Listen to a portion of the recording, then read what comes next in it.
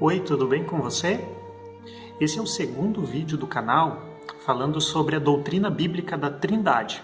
E se você assistiu o primeiro, vai lembrar que nesse primeiro estudo nós falamos sobre a pluralidade e a unidade de Deus revelada na sua palavra e também sobre a divindade de Jesus e a forma como essa divindade é revelada nas páginas do Antigo Testamento.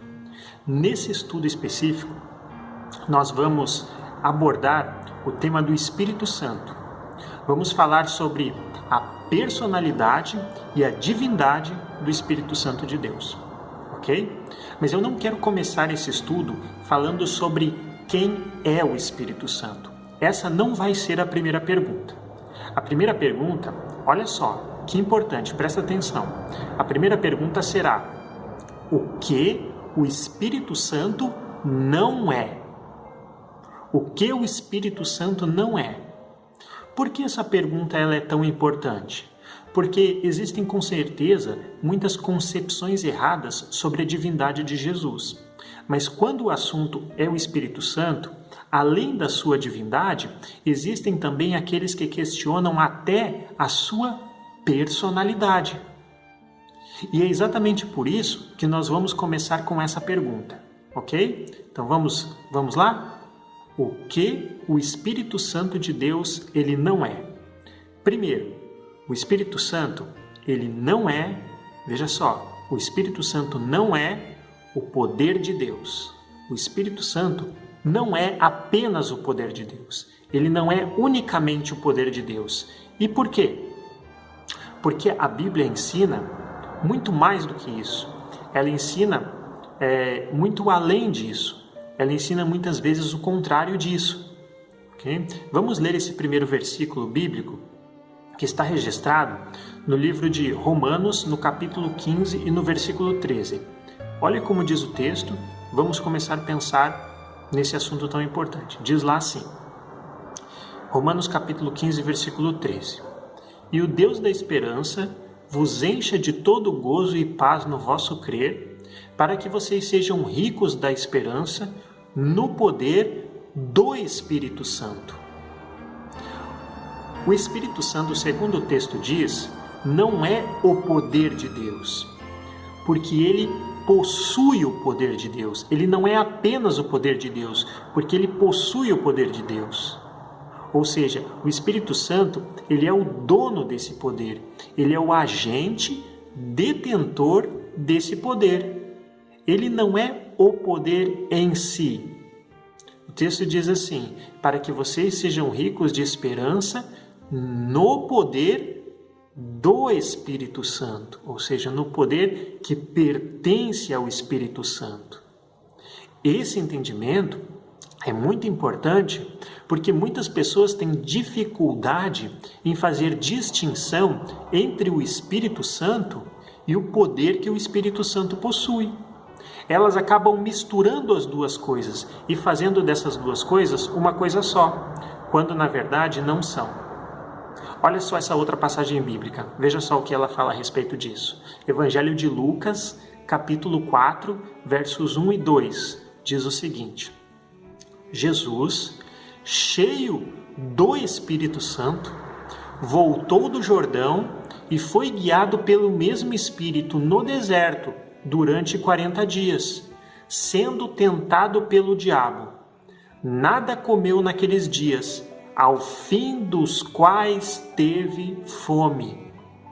Lucas capítulo 4, então, nos versos 1 e 2, usa essa expressão, cheio do Espírito, que é uma expressão muitas vezes mal compreendida. Ela é um exemplo de como as pessoas compreendem equivocadamente, como muitas pessoas compreendem equivocadamente muitas vezes, a ideia do poder do Espírito com o agente, com a pessoa, com o ser que é dono desse poder. Porque muitos imaginam assim, em relação, por exemplo, mais especificamente a esta passagem. Muitas pessoas pensam assim, se alguém pode estar cheio do Espírito, então o Espírito deve ser alguma força que enche aquela pessoa, né? Que vai estar dentro daquela pessoa. Por que essa conclusão é errada? Porque ela não é uma conclusão bíblica. Perceba que o próprio contexto de Lucas capítulo 4 explica o que significa ser cheio do Espírito Santo.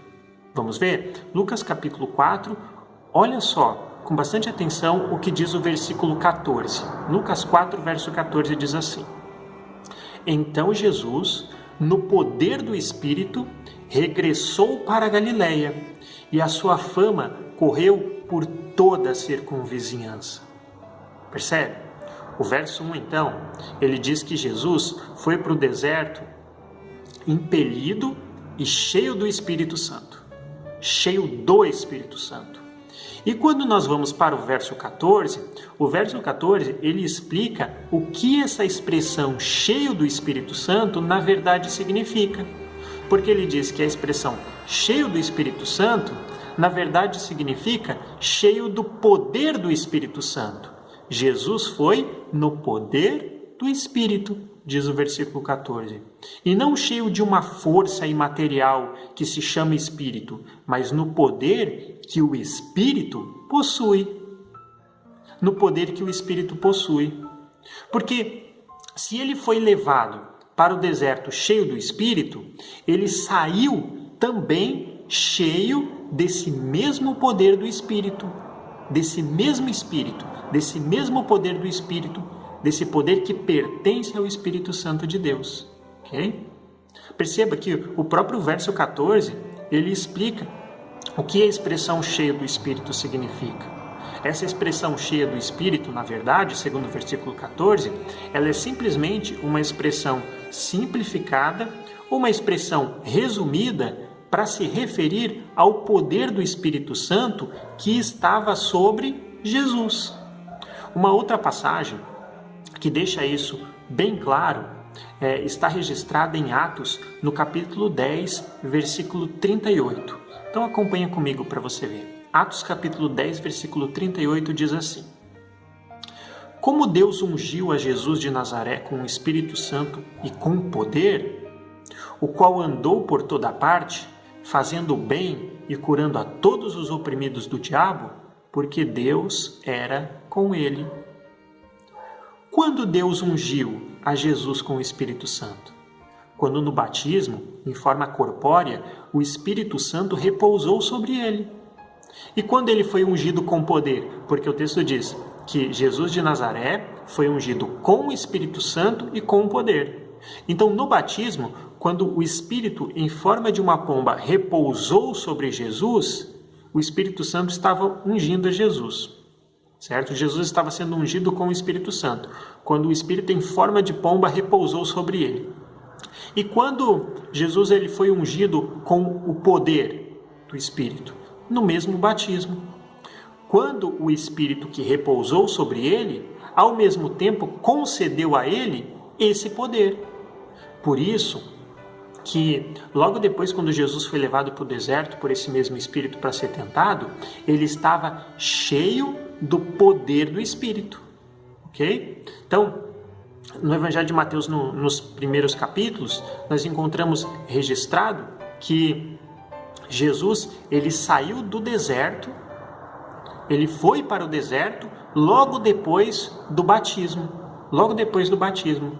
No batismo, ele recebeu a presença do Espírito Santo, recebeu o poder do Espírito Santo e foi cheio do Espírito Santo, ou seja, cheio do poder do Espírito Santo e levado pelo Espírito Santo para o deserto para ser tentado pelo diabo. Veja só, outro texto, outra passagem bíblica que confirma e deixa bem claro essa distinção e essa ideia do poder que o Espírito possui e da pessoa, do ser que é o detentor desse poder. Isaías, no capítulo 11, nos versos 1 e 2. Olha só como diz lá, está escrito assim, Isaías 11, versos 1 e 2. Do tronco de Jessé sairá um rebento, e das suas raízes um renovo. Repousará sobre ele o Espírito do Senhor, o Espírito de sabedoria e de entendimento, o Espírito de conselho e de fortaleza, o Espírito de conhecimento e também o Espírito de temor do Senhor. Do tronco de Jessé diz o texto, porque ele está se referindo à geração de Davi, porque Jessé é o pai de Davi. Então, do tronco de Jessé brotará um renovo, que é aquele mesmo renovo justo de Isaías capítulo 53, que nós estudamos no primeiro vídeo. Se você não assistiu ainda ao primeiro estudo sobre a trindade bíblica, como ela se revela nas páginas das Escrituras e a divindade de Jesus, procura no canal que está lá também, ok? Mas então, esse renovo que brota da geração de Davi é o mesmo renovo de Isaías capítulo 53, que é Jesus. E sobre esse renovo é que repousaria o Espírito Santo. Essa profecia, ela se cumpre no batismo de Jesus. Quando o Espírito Santo, em forma de pomba, repousa sobre o Senhor Jesus e concede a ele o seu poder, ou seja, concede a ele o espírito de sabedoria, o espírito de entendimento, o espírito de conselho, o espírito de fortaleza, o espírito de temor do Senhor, como aqui em Isaías capítulo 11, versículo 2 nos diz. O poder do Espírito, então, segundo está escrito aqui em Isaías capítulo 11, versículos 1 e 2, são os dons espirituais. E o Espírito é aquele que concede esses dons, é aquele que outorga esses dons, é aquele que dá esses dons a cada um. Foi ele que concedeu os dons a Jesus. Então, quando as Escrituras elas falam em estar cheio do Espírito, ela está dizendo cheio dos dons do Espírito, cheios do poder do Espírito, porque o poder do Espírito se manifesta nos dons espirituais, no dom espiritual de sabedoria, de entendimento, de conselho, nos dons de cura, de operar milagres, dom de línguas, dom de profecias. Esse poder é o que repousava sobre Jesus. Por isso que pelo poder de Deus, ele operava esses prodígios de cura, de milagres, de ressurreição, enquanto ele esteve presente aqui no seu ministério aqui na terra. É isso que o texto bíblico está dizendo, que o poder, que estar cheio do Espírito, mais uma vez eu digo, estar cheio do Espírito é estar cheio do poder que pertence ao Espírito, ou seja, dos dons espirituais que o Espírito outorga àqueles que necessitam. Outra passagem bíblica, para deixar bem claro esse entendimento. Vamos agora para o Pentecostes, Atos capítulo 2, versos 1 ao 4. Ao cumprir-se o dia de Pentecostes, estavam todos reunidos no mesmo lugar, e de repente veio do céu um som como de um vento impetuoso, e encheu toda a casa onde estavam assentados, e apareceram distribuídas entre eles línguas como de fogo, e pousaram uma sobre cada um deles. Todos ficaram cheios do Espírito Santo e passaram a falar em outras línguas, segundo o Espírito lhes concedia que falassem. Ok? Agora sim, tendo essa base de entendimento de que o poder, estar cheio do Espírito, é estar cheio do poder do Espírito, e o poder do Espírito representam os dons espirituais, nós conseguimos compreender plenamente aquilo que está registrado aqui em Atos capítulo 2. Nós conseguimos fazer, através de Atos capítulo 2, uma plena distinção entre o Espírito Santo e o poder que o Espírito Santo possui. Nós conseguimos visualizar muito bem, através disso, alguns pontos dessa passagem de Atos capítulo 2, por exemplo, que são extremamente importantes. Olha só. Então vamos estar atentos para esses pontos importantes. Primeiro, você percebe que em Atos capítulo 2, dos versos 1 ao 4, essas línguas que descem em forma de fogo, está escrito que elas já foram previamente distribuídas entre os discípulos. Ou seja, alguém já havia previamente separado esse dom para cada pessoa específica. Está escrito lá que elas repousaram previamente distribuídas, ok? Quem fez isso? Quem previamente separou esse dom para cada uma das pessoas que estavam ali, para cada um dos apóstolos, dos discípulos que estavam ali, para distribuí-lo exatamente para cada um conforme queria? O versículo 4 responde. O versículo 4 diz que o Espírito, ele é quem distribui o dom ou o poder a cada um, segundo o Espírito lhes concedia que falassem, diz o verso 4, certo? O verso 4 diz que segundo o Espírito concedia a eles que falassem, eles recebiam esses sinais, esses prodígios, esse dom, esse poder. Então, o Espírito Santo, segundo Atos capítulo 2, é aquele quem concede o poder a cada um, conforme ele acha melhor, Agora veja o segundo ponto importante desse texto, que está no versículo 4 também, da mesma forma. O versículo 4, ele diz que depois que o Espírito distribuiu o poder a cada um, só então é que eles ficaram o quê? Cheios do Espírito. Olha só. Então o Espírito, ele toma o seu dom, o poder que pertence a ele, e ele distribui esse poder, esses dons, a cada um daqueles que estão ali no Pentecostes, conforme ele quer, conforme ele deseja, conforme ele acha melhor. E quando os apóstolos recebem a dotação do poder do Espírito, o texto bíblico diz que eles ficaram então cheios do Espírito. Por quê? Porque estar cheio do Espírito não significa estar cheio de um poder ou uma força que por si só é o Espírito Santo. Não. Estar cheio do Espírito Santo significa estar cheio do poder que o Espírito Santo distribuiu da forma como ele quis àqueles que estavam ali no Pentecostes. É por isso que a partir daí eles estão cheios do poder do Espírito, ou dotados do dom ou capacidade de falar em outras línguas.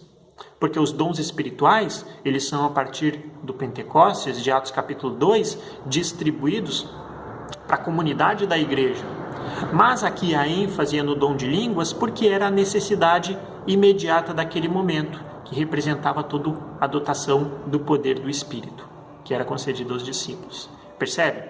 Estar cheio do Espírito Santo é o mesmo que estar cheio do poder do Espírito Santo. É o mesmo que estar cheio do poder que pertence ao Espírito Santo. Ok? Veja só o que está escrito ainda sobre essa autonomia do Espírito em distribuir os dons conforme ele quer em 2 Coríntios, capítulo 12, no versículo 11. Lá está escrito assim: mas um só e o mesmo Espírito realiza todas estas coisas, distribuindo-as a cada um individualmente, conforme ele quer. Vê? Um e o mesmo Espírito é quem toma o seu poder, os seus dons espirituais, e distribui a cada um conforme ele quer. Isso significa estar cheios do Espírito, porque é o mesmo que estar cheio do poder que pertence ao Espírito Santo. Outra passagem que também deixa isso bem claro é Hebreus capítulo 2, versículo 4, que diz assim, Hebreus capítulo 2, no versículo 4. Também Deus testemunhou juntamente com eles, por meio de sinais, prodígios, vários milagres e a distribuição do Espírito Santo, segundo a sua vontade. A distribuição do poder do Espírito Santo, segundo a vontade dele. Com tudo isso, eu acredito que fica bem claro, né? Entendendo Atos capítulo 2, à luz de toda a revelação bíblica do significado da expressão estar cheio do Espírito, eu acredito que fica bem claro que estar cheio do Espírito Santo, na verdade, é o mesmo que estar cheio do poder do Espírito Santo. Do poder que ele concede a cada um conforme ele quer, conforme a vontade dele. E o que isso nos diz? Isso nos diz que o Espírito Santo, ele não é o poder apenas. Ele não é apenas a dádiva. Ele é o doador dela. Ele não é o poder em si. Ele é aquele que concede o poder, certo? Ele é aquele que concede o poder. E tendo isso bem claro, à luz de toda o contexto da revelação bíblica, nós podemos ir agora, depois de ter entendido essa base e feito clara distinção entre o que entre o Espírito Santo e o poder do Espírito Santo, entender que o Espírito Santo é aquele que concede o poder e não é o poder em si. Tendo tido essa base de entendimento, agora sim, nós podemos partir para a pergunta tão importante: quem é o Espírito Santo? Esta pergunta, quem é o Espírito Santo, ela está também revelada na Palavra de Deus, e é nela que nós vamos encontrar a resposta. Se o Espírito Santo não é o poder em si, ele é o dono do poder, é aquele que concede o poder a cada um conforme ele quer, então quem é o Espírito Santo? Vamos ler uma passagem bíblica que está registrada em 1 Samuel, no capítulo 16, 1 Samuel, capítulo 16, e no versículo 14, certo? Lá está escrito assim, vamos ver. Tendo-se retirado de Saul, o Espírito do Senhor, da parte deste, um espírito maligno o atormentava. Então aqui nós temos o registro bíblico da experiência de Saul. Quando ele foi escolhido por Deus, Saul ele foi dotado da capacidade dos dons espirituais. Ele foi cheio do Espírito Santo. Inclusive a Bíblia relata que Saul ele também profetizou, porque o dom de profecia também é um dom, é uma dotação do Espírito Santo. Mas depois Saul se afastou de Deus e o Espírito do Senhor se retirou de Saul. E está escrito aqui em 1 Samuel capítulo 16, versículo 14, que logo que o Espírito do Senhor se retirou de Saul, um espírito maligno passou a ocupar o seu lugar. Esse espírito maligno aqui, ele está colocado no texto em contraste direto com o Espírito Santo. Percebe? Ele está em contraste direto com o Espírito Santo. E por que isso? Porque aqui nós estamos tratando de uma realidade espiritual. E é bem verdade, por exemplo, que nas Escrituras como um todo, a palavra Espírito, ela pode ter diferentes significados. Né? Então, ao longo das páginas das Escrituras, a palavra Espírito pode ter vários significados. Como, por exemplo, a palavra Espírito, ela pode ter o significado de intenção, né? Ela pode trazer a ideia de intenção, ela revela a intenção, o Espírito é a intenção que está no coração do homem. 1 João capítulo 4, versículo 1, diz assim: Amados, não creiam em todo o Espírito, mas provai se o Espírito é de Deus. Então a intenção, ela é representada pelo Espírito no sentido de saber o que esse Espírito realmente quer, o que ele deseja. Então a palavra Espírito pode ser usada para isso. Não só para isso, mas a palavra Espírito ela também pode trazer na Escritura a ideia de sentimento. Ela pode dar o senso, ela pode significar e trazer agregado a si o senso de sentimento. E algumas vezes personagens bíblicos podem dizer assim: meu espírito está profundamente entristecido, meu espírito está profundamente angustiado. Romanos capítulo 12, versículo 11, por exemplo, diz assim: Não sejam vagarosos no cuidado, mas sejam fervorosos no espírito. Então, o espírito de fervor. a palavra espírito pode trazer agregada a si o sentido de sentimento. Ela pode trazer também, agregada a si, o sentido de fôlego, de vida, né? Então Jesus, quando ele estava na cruz para expirar, Lucas capítulo 23, versículo 46, ele disse assim: Pai, em tuas mãos entrego o meu espírito. E o texto bíblico diz que depois que ele disse isso, ele expirou. Então o espírito ele tem também dentro da revelação bíblica o sentido de fôlego de vida, percebe? Então o espírito pode significar fôlego de vida, pode significar emoção, sentimentos, intenções do coração e além de vários outros significados, dependendo sempre do contexto em que a palavra espírito ela é aplicada. Mas quando a palavra de Deus ela usa o termo espírito para se referir ao Espírito Santo, ela não deixa dúvidas nenhuma de que ela está falando de um ser pessoal. Por quê? Porque ela coloca sempre o Espírito Santo em contraste direto com outros seres pessoais dentro de uma realidade da qual fazem parte muitas outras pessoas espirituais, assim como ele. Ok? O espírito maligno, por exemplo, aqui em 1 Samuel capítulo 16, versículo 14, ele é uma pessoa que está disputando com outra pessoa, o Espírito Santo, o mesmo espaço de atuação, a mente de Saul. Você consegue perceber isso?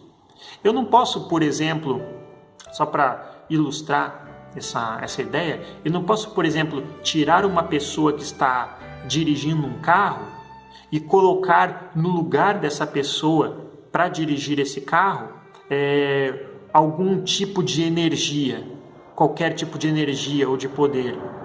Porque essa energia, ela por si, ela não vai ser capaz de tomar decisões por conta própria.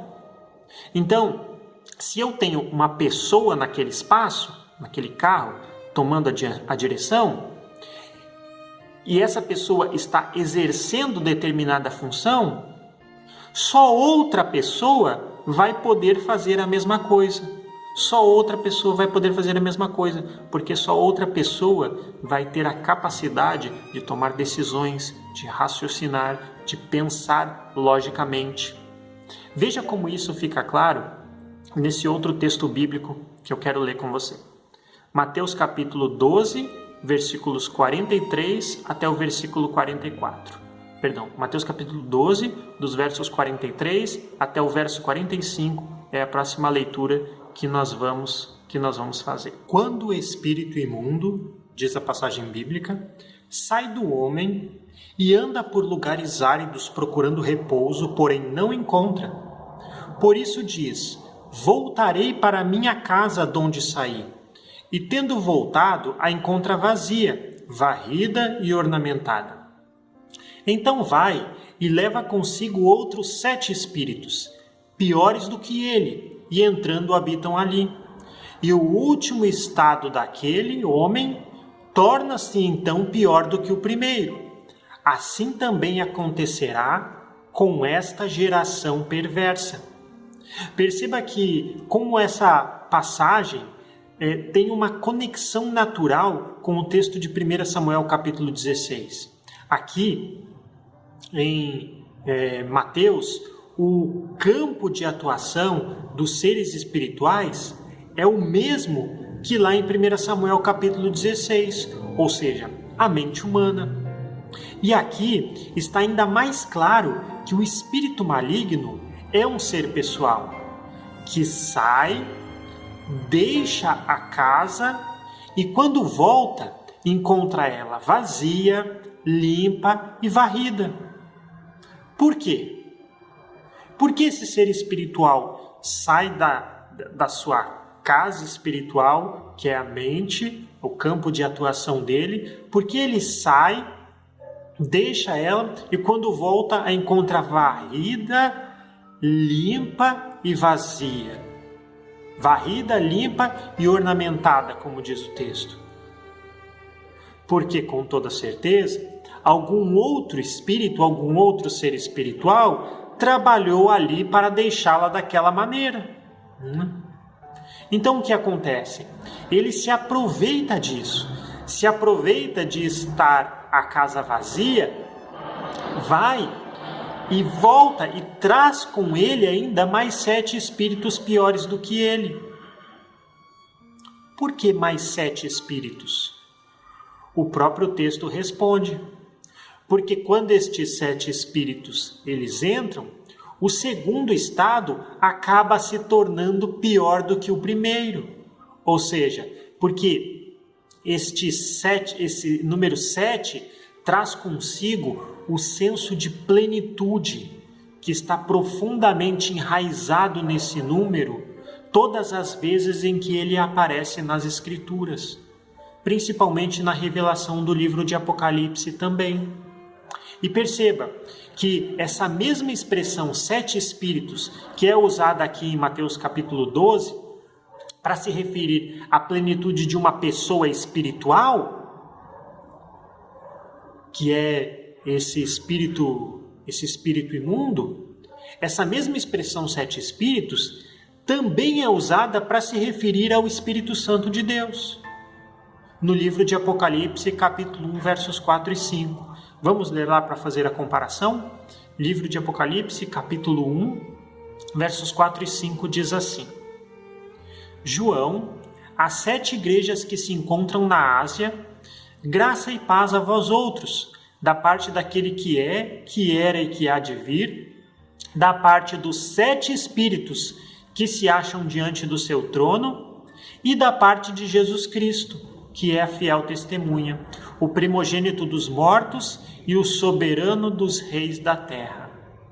Apocalipse, então, capítulo 1, versos 4 e 5, coloca uma fórmula, uma expressão triuna, referindo-se ao Pai, o Filho e o Espírito, no contexto de que eles são os autores da revelação do Apocalipse. Porque o capítulo 1, verso 4 e 5 diz que o Apocalipse é uma revelação escrita da parte daquele que é, que era e que há de vir, o Todo-Poderoso. Da parte de Jesus Cristo, que é a fiel testemunha, que é uma pessoa, assim como o Pai é uma pessoa. E da parte dos 7 Espíritos de Deus, que está colocado lado a lado com essas duas pessoas, como autor, como coautor da revelação do Apocalipse. Certo? E assim como aqueles 7 espíritos do Evangelho de Mateus também representam a plenitude de um ser pessoal, um espírito de demônio, da mesma forma esses 7 espíritos aqui em Apocalipse capítulo 1, versos 1 ao 4, que é colocado lado a lado com a pessoa de Jesus e com a pessoa do Pai, também é um ser pessoal. Que ser pessoal? O Espírito Santo de Deus. Lendo Isaías, por exemplo, Isaías capítulo 11, versos 1 e 2, que nós já fizemos menção nesse estudo, fica ainda mais claro que a expressão 7 espíritos é uma expressão que é usada aqui especificamente para se referir à pessoa do Espírito Santo. Então perceba que em 1 Samuel capítulo 16, o Espírito Santo disputa o mesmo campo de atuação, ou seja, a mente humana com um outro espírito, que é um espírito maligno, que é um ser pessoal. E Mateus capítulo 12, versos 43 ao 45, deixa ainda mais claro que essa mesma mente humana é o campo de disputa também de influência apenas e unicamente de espíritos que são seres pessoais.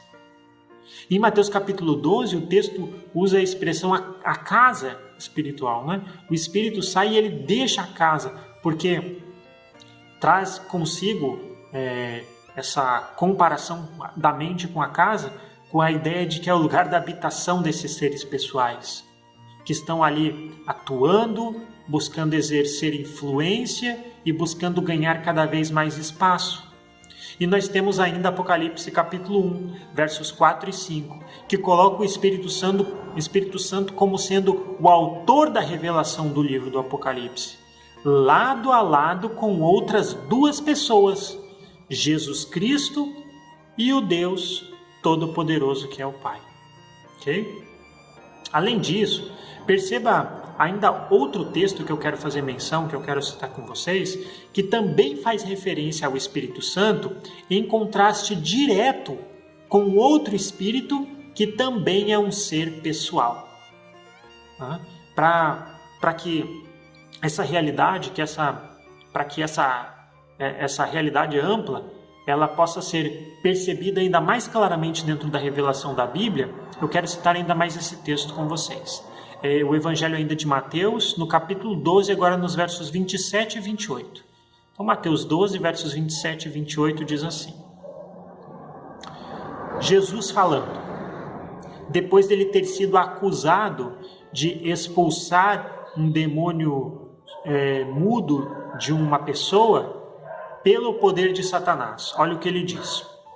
Se eu expulso demônios por Beelzebu, por quem os expulsam vossos filhos? Por isso, eles mesmos serão os vossos juízes. Mas se, porém, eu expulso demônios pelo Espírito de Deus, certamente é chegado o reino de Deus sobre vocês.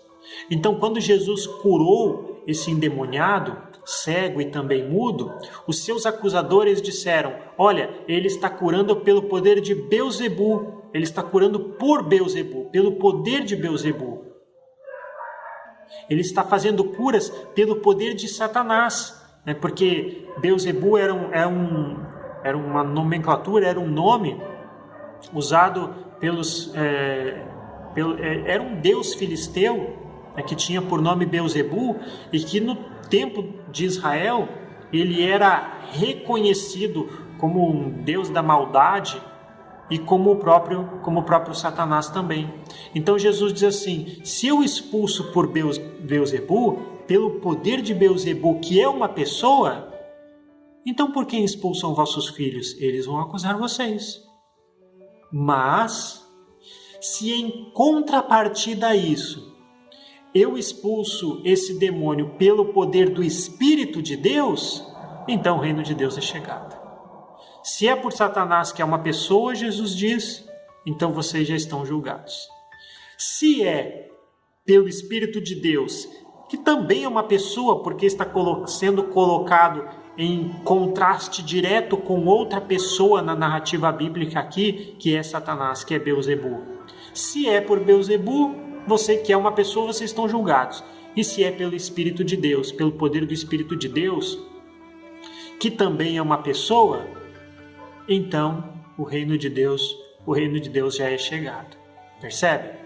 Percebe como a comparação, esse senso espiritual, essa realidade espiritual que inclui o Espírito Santo como um ser pessoal em relação a outros seres espirituais, a outros espíritos que também são seres pessoais, é muito clara dentro da revelação bíblica? Preste atenção nessa revelação, nessa comparação bíblica. Se é por Beelzebu, que é uma pessoa, então estão julgados.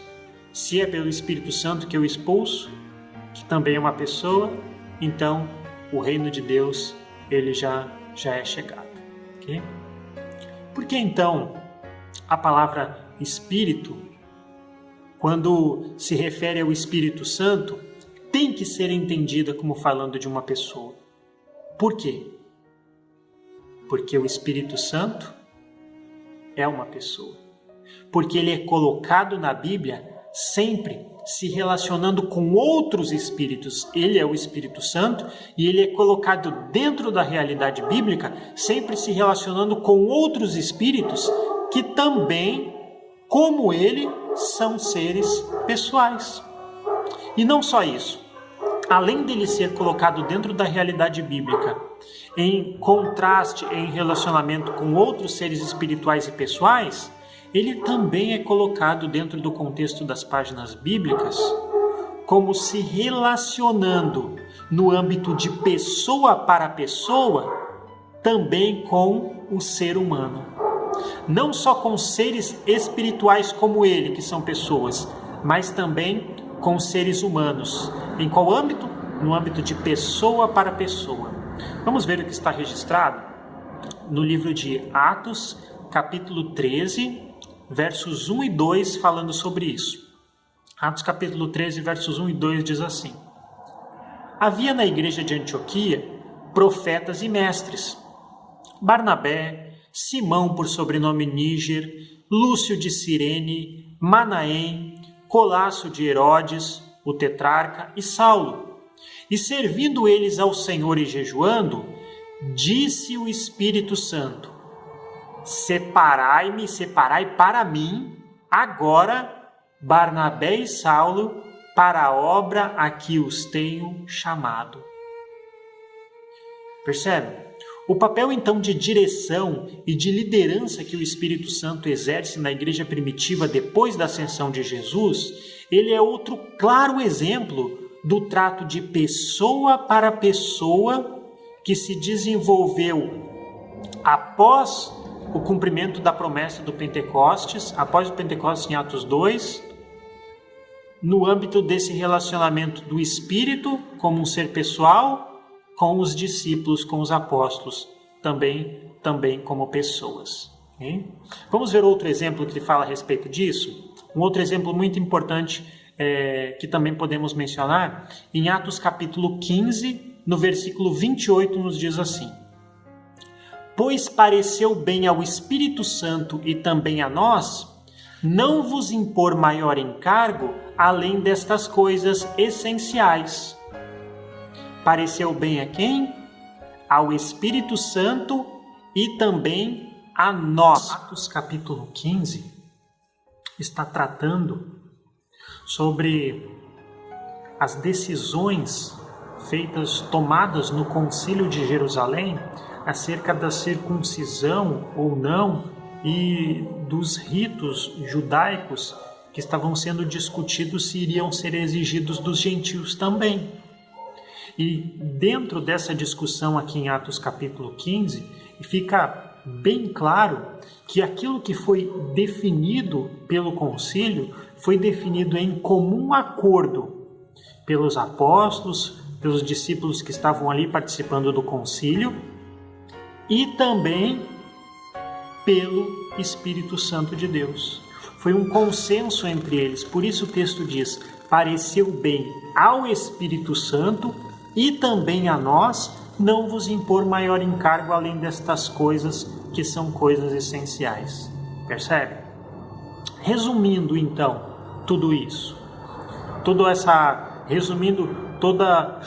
esse conceito, essa revelação bíblica acerca dessa realidade espiritual, de seres espirituais e pessoais da qual o Espírito Santo está inserido.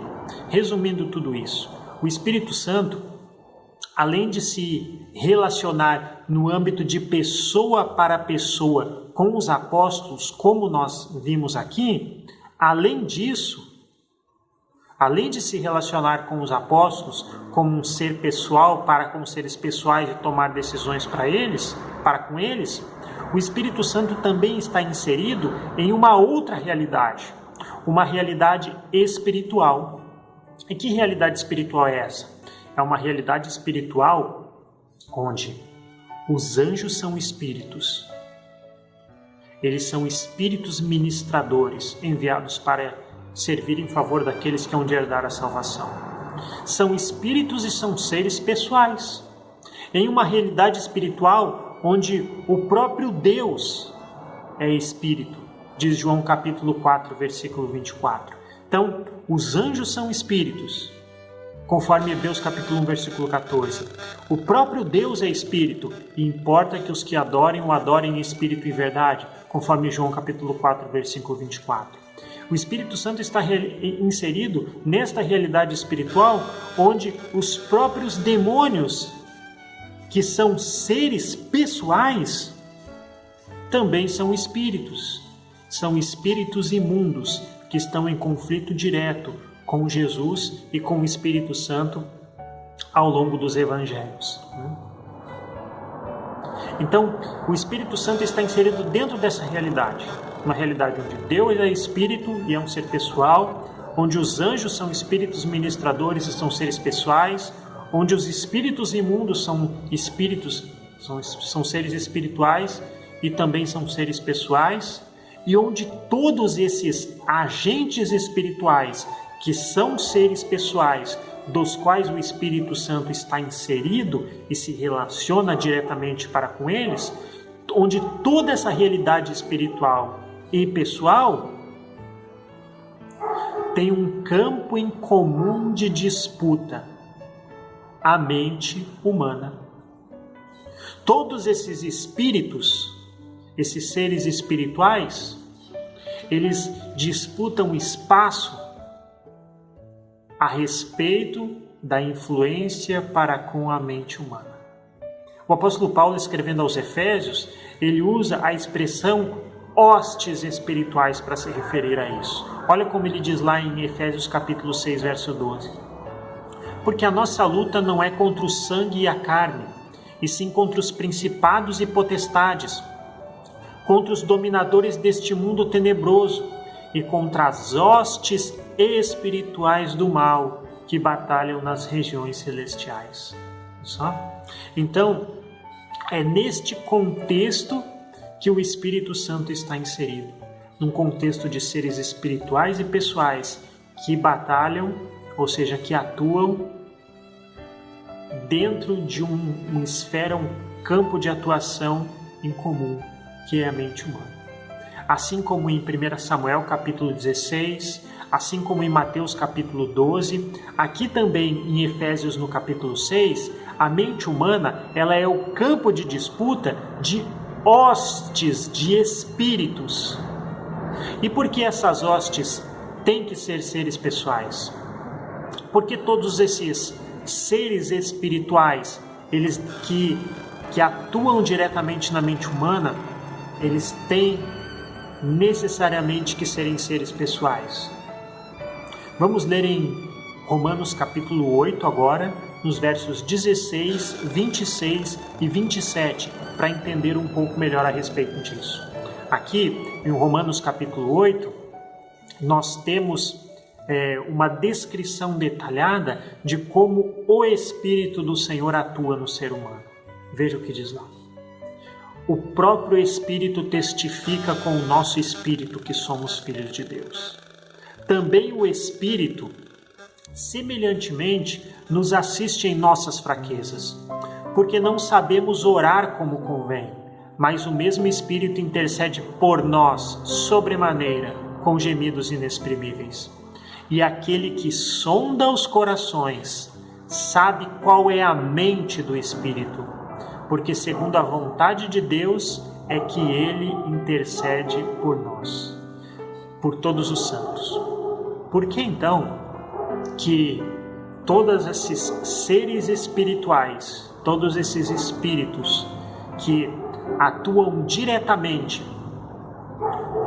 neste campo comum, buscando influência que é a mente humana, porque todos esses seres espirituais necessariamente precisam ser pessoas? Porque se o Espírito Santo, por exemplo, não fosse uma pessoa, ele não poderia nos assistir em nossas fraquezas. Ele não poderia interceder por nós. Ele não poderia sondar os nossos corações. E por que ele pode fazer isso? Porque ele é um ser pessoal. Porque para atuar na mente humana, é necessário ser um ser pessoal, segundo a revelação bíblica. Porque só seres pessoais conseguem fazer escolhas, tomar decisões, escolher direções e direcionamentos de como lidar com determinadas circunstâncias.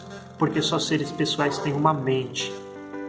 E aquele que sonda os corações sabe qual é a mente do Espírito.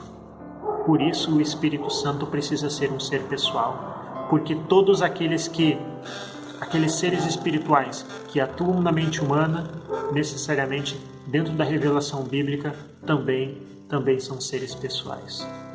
e porque só um ser pessoal pode nos assistir em nossas fraquezas. Só um ser pessoal pode interceder por nós e só um ser pessoal pode sondar o nosso coração, porque só um ser pessoal, como eu disse, tem uma mente para poder exercer influência sobre a nossa mente. Okay?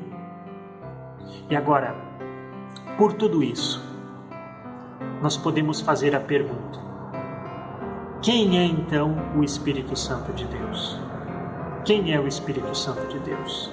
Nós já vimos claramente que o Espírito Santo não é só uma força, ele não é só uma energia, com toda certeza.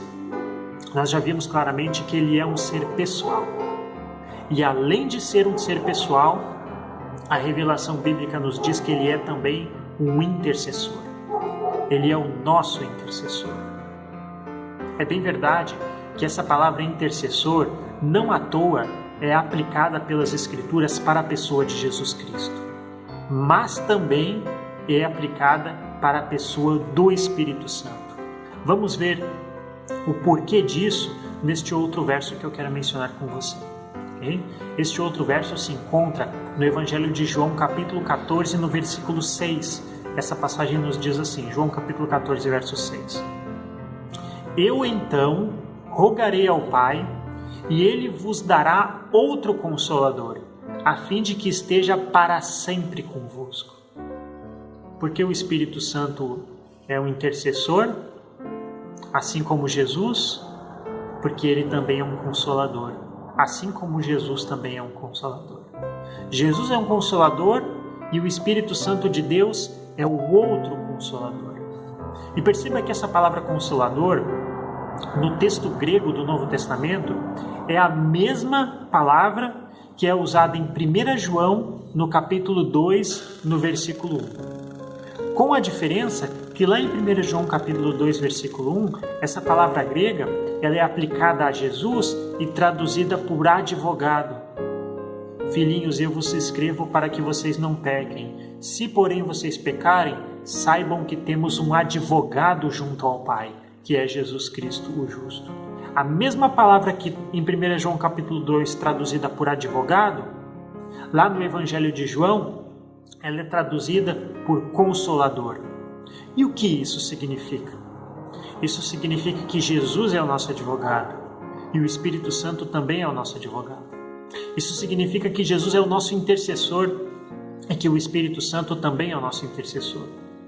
Isso significa que Jesus é o nosso consolador e o Espírito Santo, da mesma forma, também é o outro consolador. Existem algumas pessoas que acabam confundindo isso e julgando que o Espírito Santo e Jesus são a mesma pessoa por causa dessas semelhanças existentes entre o ministério de um e o ministério de outro. E é claro também que por muitas vezes a Bíblia ela realmente chama o Espírito Santo de Espírito de Jesus, ou Espírito de Cristo, ou Espírito do Senhor Jesus. Mas isso acontece exatamente pelo mesmo motivo que aqui em João capítulo 14, versículo 16, o Espírito Santo é descrito como aquele que é enviado por Deus da parte de Jesus. Como aquele que é enviado por Deus da parte de Jesus. Ou seja, o Espírito Santo, ele é um representante de Jesus e não ele próprio. O Espírito Santo, então, é chamado de o Espírito de Jesus e de o Espírito de Cristo, porque ele é enviado como um representante de Cristo e não por ser a mesma pessoa de Jesus. Para deixar isso bem claro, olha como está registrado no Evangelho de João aqui, no capítulo 14 e no versículo 26. Diz assim: Mas o Consolador, o Espírito Santo, a quem o Pai enviará em meu nome, esse vos ensinará todas as coisas e vos fará lembrar de tudo aquilo que eu vos tenho dito. Por que então o Espírito Santo é chamado de Consolador como Jesus? Porque ele é o advogado como Jesus? Porque ele é chamado de o Espírito de Jesus? Porque ele é alguém enviado em nome de Jesus. Em nome de Jesus para ensinar, em nome de Jesus para lembrar de tudo aquilo que Jesus havia dito quando esteve aqui na terra, ok? Por isso, o Espírito Santo ele é identificado nas passagens bíblicas, dentro da revelação bíblica, como o Espírito de Jesus ou como o Espírito de Cristo. E nunca, porque por a Bíblia estar dizendo que ele seria o próprio Jesus. Ele é uma pessoa distinta do Pai. O próprio texto de João, capítulo 14, versículo 16, e vários outros deixam claro isso, né? Quando diz: eu, Jesus, rogarei ao Pai e ele vos enviará um outro Consolador, certo? Para ficar ainda mais claro que o Espírito de Jesus e Jesus não são a mesma pessoa, vamos ver o capítulo 16 do Evangelho de João, os versos 7 e 8. Olha o que diz lá a respeito dos dois. Mas eu vos digo a verdade, convém-vos que eu vá, porque se eu não for, o Consolador não virá para vós outros. Se, porém, eu for, eu vou-lhe enviarei.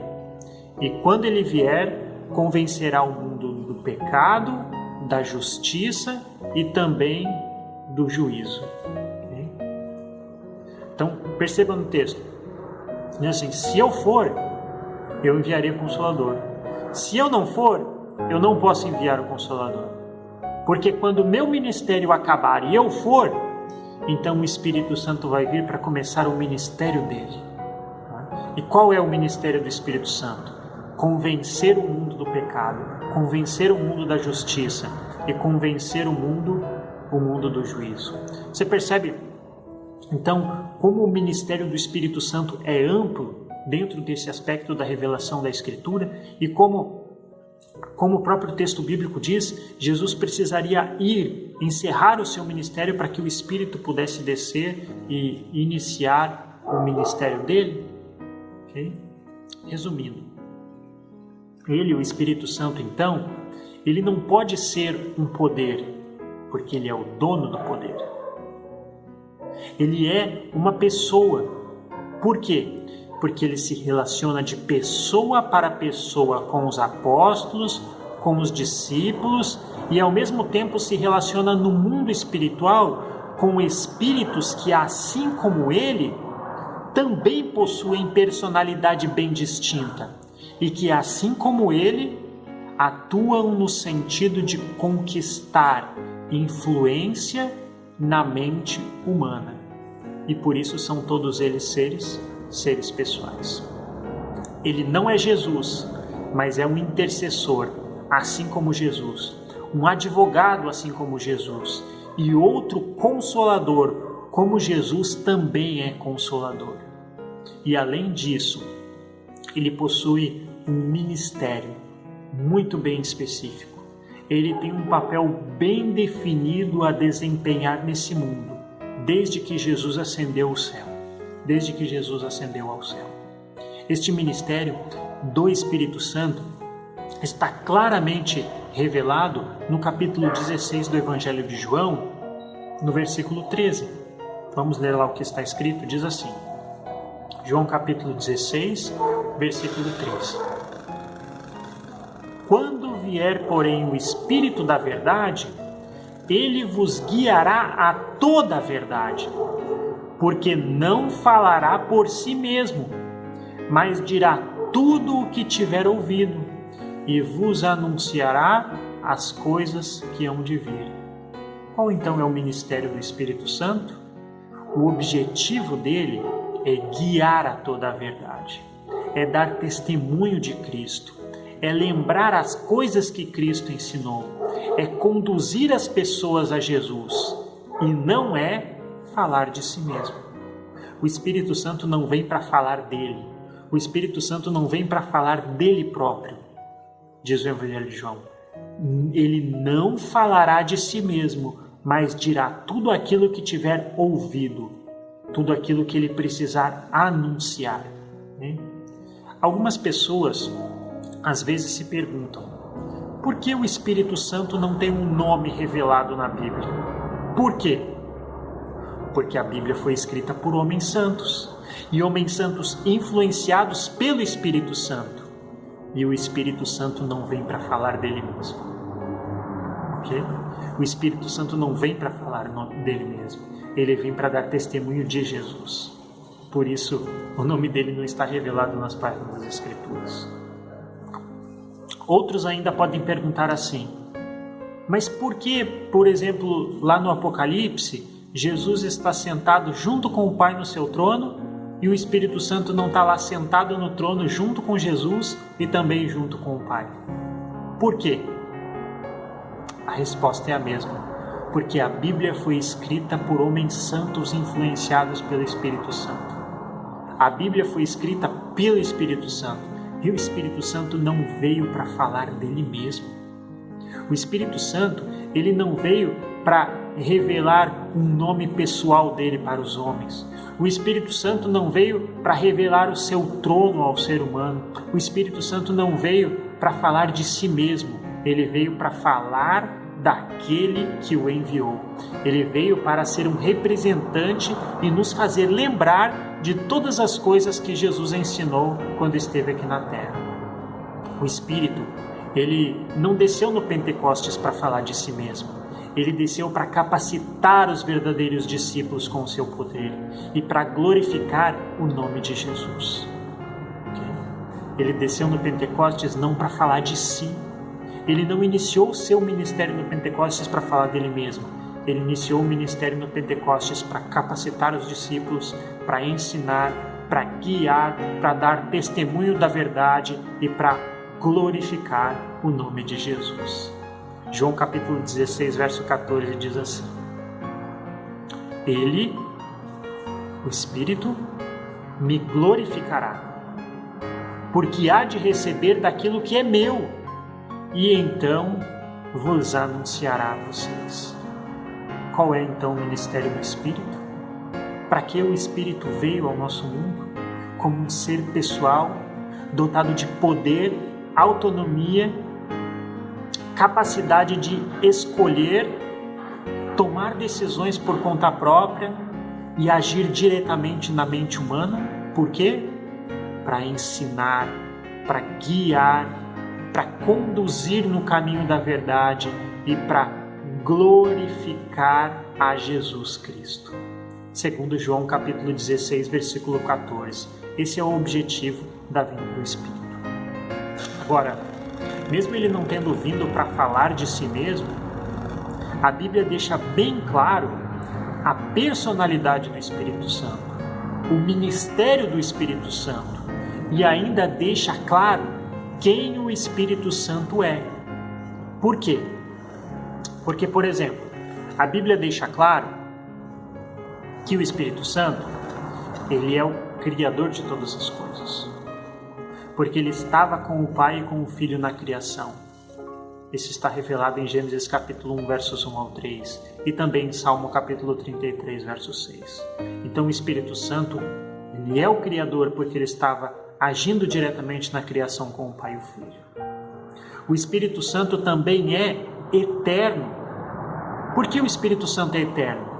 Porque a revelação bíblica nos diz isso. Hebreus capítulo 9, versículo 14, diz assim: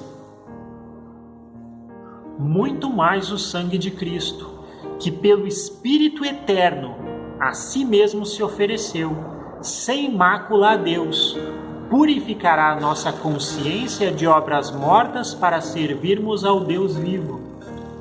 O Espírito Santo então é o Criador. O Espírito Santo, ele é eterno, segundo a revelação bíblica. O Espírito Santo também é onisciente, porque a revelação da palavra de Deus, em 1 Coríntios capítulo 2, versículo 10, diz que ele esquadrinha até as profundezas de Deus. Por isso o Espírito Santo também é onisciente. Além de ser onisciente, o Espírito Santo, ele também é onipresente, porque nos está revelado no Salmo capítulo 139, no versículo 7, o seguinte: para onde eu irei do teu Espírito? E para onde fugirei da tua face, Senhor? O Espírito Santo de Deus, ele é Criador, ele é eterno, ele é onisciente, ele é onipresente e ele também é onipotente. Por que o Espírito do Senhor é onipotente? Porque o seu poder ele é revelado ao longo de todas as Escrituras, na forma de sinais, de prodígios, de profecias, de línguas e de muitos outros dons espirituais. O poder do Espírito tem até muitas vezes mais destaque do que a própria pessoa dele nas Escrituras. E talvez por isso muitos confundem o poder com o dono do poder. Mas nós não podemos nos esquecer daquilo que, por exemplo, está escrito em Romanos capítulo 15, versículo 19, acerca do Espírito de Deus. Por força de sinais e de prodígios, pelo poder do Espírito Santo, de maneira, desde Jerusalém e circunvizinhanças até o Ilírico, tenho divulgado o Evangelho de Cristo. O que nós não podemos nos esquecer, que apesar de muitas vezes na revelação bíblica, o poder do Espírito ter mais destaque do que a própria pessoa dele, isso não significa que a pessoa e o poder são a mesma coisa. Isso significa única e exclusivamente que o Espírito não veio para falar de si mesmo e por isso, muitas vezes, o próprio poder dele de curar, de distribuir os dons, de profetizar, de distribuir línguas e de tantos outros, acaba tendo mais destaque dentro da revelação bíblica do que a pessoa dele. Mas não podemos confundir as duas coisas, ok? Por que mais? Porque o Espírito Santo, ele também é onisciente, onipotente, onipresente, criador e eterno. Por quê? Porque o Espírito Santo, ele detém todos esses atributos que são claramente vistos apenas no Pai e no Filho, além dele. Porque o Espírito Santo é Deus. Porque o Espírito Santo é Deus em plenitude, assim como o Pai, assim como o Filho. Porque se o Espírito Santo não fosse Deus, ele não seria eterno. Se o Espírito Santo não fosse Deus, ele não seria onisciente, onipresente e onipotente. Se o Espírito Santo não fosse Deus, ele não seria criador de todas as coisas. O Espírito Santo é Deus. E assim a revelação bíblica nos apresenta a ele também. Perceba o que está escrito, por exemplo, em 1 Coríntios, no capítulo 3, versículo 16, falando sobre o Espírito. Diz assim: vocês não sabem que vocês são santuário de Deus e que o Espírito de Deus habita em vós? Olha só, por que nós somos santuários de Deus? Nós somos santuário de Deus porque o Espírito de Deus habita em nós. Se nós somos santuários de Deus porque o Espírito de Deus habita em nós, então o Espírito de Deus é Deus. Percebe? Se nós somos o santuário de Deus porque o Espírito de Deus habita em nós, a Bíblia nos está dizendo que por isso o Espírito Santo do Senhor é Deus. Com tudo isso fica muito claro que ele é Deus em plenitude. Mas se ainda resta alguma dúvida, nós ainda podemos pensar novamente lá em Mateus no capítulo 12, nos versos 31 e 32. Olha o que diz lá acerca da divindade do Espírito. Mateus capítulo 12, versos 31 e 32. Por isso vos declaro, todo pecado e blasfêmia serão perdoados aos homens, mas a blasfêmia contra o Espírito não será perdoada. Se alguém proferir alguma palavra contra o Filho do Homem, ser-lhe-á isso perdoado.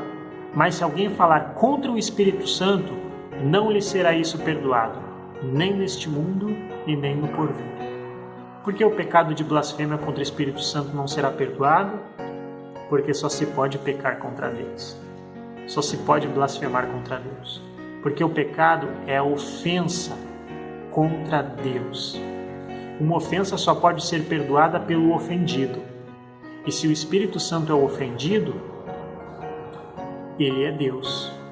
Se o Espírito Santo é blasfemado, então ele é Deus. É isso que a revelação bíblica nos está dizendo. Okay?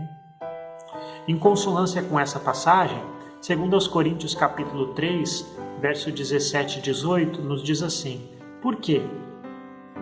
Porque o pecado e a blasfêmia contra o Espírito Santo não podem ser perdoados. Porque o Espírito Santo é o Senhor. Diz lá 2 Coríntios 3, versos 17 e 18. Ora, o Senhor é o Espírito. E onde está o Espírito do Senhor, aí a liberdade. E todos nós, com o rosto desvendado, contemplando como por espelho a glória do Senhor, somos transformados de glória em glória, na sua própria imagem, como pelo Senhor, que é o Espírito. Por que as pessoas podem pecar contra o Espírito? Por que elas podem blasfemar do Espírito? Porque o Espírito é o Senhor. É o Senhor que nos transforma de glória em glória, conforme a sua imagem. Conforme a sua imagem. Porque lá na criação Deus fez o homem à sua imagem. Porque Jesus é a imagem do Deus invisível. E porque o Espírito Santo de Deus transforma o homem conforme modela o coração do homem conforme a imagem dele. Porque ele também é a imagem do Deus invisível. Porque ele também é Deus. Porque o Espírito do Senhor também é o Senhor. Okay? Porque o Espírito Santo é Deus? Porque ele nos ama assim como Deus. Porque ele veio para nos ensinar, para nos guiar no caminho da verdade de Deus. Porque ele intercede assim como Jesus em nós e por nós. Porque é ele quem nos capacita com o seu poder. E é ele que, sem dúvida nenhuma, é a terceira pessoa da divindade bíblica. Nesta exposição, nesse estudo, nós falamos então sobre a plena divindade do Espírito Santo, sobre a personalidade dele. Eu espero que esse estudo tenha ajudado você e que você tenha gostado desse estudo. E já aproveitando, para você que acompanhou aqui conosco esse segundo estudo também, eu quero pedir para você nos ajudar e se inscrever no nosso canal, né? Porque frequentemente nós vamos estar postando outros estudos importantes também, e não só se inscrever, mas também compartilhar esse link do canal dos estudos bíblicos com outras pessoas, porque quando você faz isso, você ajuda para que outras pessoas também vejam e conheçam essa mensagem, tá? Então, vai lá no canal, compartilha, se inscreve, tá? Coloca o like lá no canal para ajudar a gente também. E na próxima oportunidade nós vamos continuar falando um pouco mais sobre essa revelação tão importante da Palavra de Deus, que é acerca da pessoa de Deus, revelada em Pai, Filho e Espírito Santo. Deus abençoe você.